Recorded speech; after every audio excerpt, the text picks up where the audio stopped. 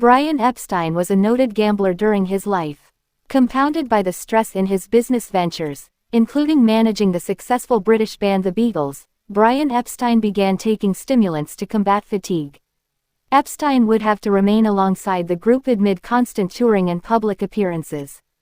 Epstein also struggled with concealing his homosexuality, which was illegal in England for the majority of his life. His stimulant drug addiction consequently led to Epstein consuming to hypnotic sedative drugs, namely carbromal, which he subsequently developed a dependency on. Epstein became gradually aware of his debilitating drug addictions, and he once attempted to seek rehabilitation treatment at a medical clinic, though this attempt was ultimately unsuccessful. In August 1966, the Beatles performed their last concert on a tour of the United States with Epstein managing at Candlestick Park in San Francisco, California. Epstein reportedly was concerned that he would be let go as manager following this tour. Epstein also frequently battled depression, once even attempting to commit suicide in September 1966.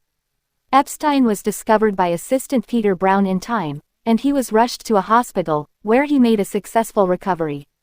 Later, Epstein would begin experimenting with the hallucinogenic drug LSD, which reportedly temporarily improved his mental well-being.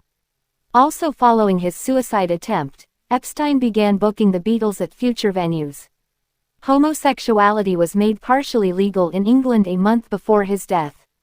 During the evening of August 27, 1967, Brian Epstein was discovered unresponsive in the bed of his Chapel Street home in London, England, by his housekeeper and friends. During the day, his housekeeper had knocked on his door and did not receive an answer, prompting concern. Epstein's friends reportedly broke into his home after coming to see him. He was quickly pronounced dead at the scene. Epstein was only 32 years old at the time of his death. Epstein's staff reportedly removed drug paraphernalia from his home before calling police to the home. The Beatles members were in Bangor, Wales, when they received the news of Epstein's sudden passing. Paul McCartney stated in immediate reaction to Epstein's death, "It is a great shock, and I am upset." John Lennon expressed his and the other Beatles' approaches to handling the news of Epstein's death, stating, "Our meditations have given us confidence to stand such a shock."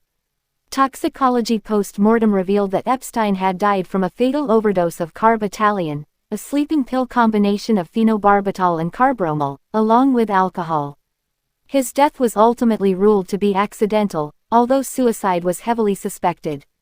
Epstein had his first memorial service in Liverpool, England, on August 29, 1967.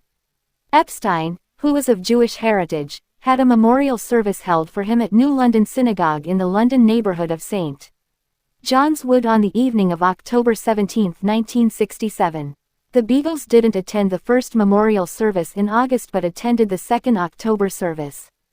This was reportedly due to the Beatles members not wanting to attract unnecessary public attention to the event. Rabbi Louis Jacobs conducted the second memorial service. Brian Epstein's remains were interred into Long Jane Jewish Cemetery in Liverpool. His grave is specifically located in Section A, Grave H12 of the Jewish burial ground portion of the cemetery. Epstein's epitaph states, "In loving memory of Brian Epstein, dearly loved son of Queenie and Harry Epstein, who passed away on the 27th of August 1967, aged 32 years. Deeply mourned and sadly missed by his devoted mother, brother, and all his family. May his dear soul rest in peace." On the 55th anniversary of Epstein's death in 2022, a commemorative statue of the manager was unveiled to a massive audience in Liverpool, in proximity to the site that was once a record shop owned by Epstein's family.